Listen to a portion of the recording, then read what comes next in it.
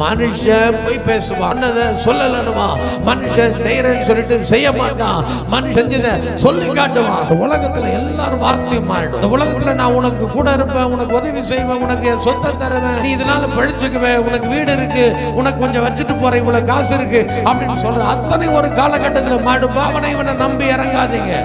கர்த்தரை முன் வச்சு இறங்க. எந்த காரியத்தை நீ ஜெபிச்சுட்டு இருக்கிறியோ, என்ன காரியத்தை செய்யணும்னு திட்டமிட்டு இருக்கிறியோ, எந்த காரியம் உனக்கு தேவைன்னு நினைக்கிறியோ அதை கர்த்தரிடத்துல முன் வச்சு இறங்கு. அது கர்த்தரை நம்பி இறங்கினா அது ஃபெயிலியர் ஆகாது. அல்லேலூயா.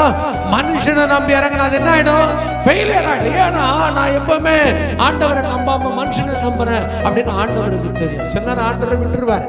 இன்னைக்கு சொல்றேன், நீங்க என்ன செஞ்சாலும் உங்க முன்னாடி கர்த்தர் இருக்கிறார். கையில ஒண்ணு இல்லை, கர்த்தரை நம்பு.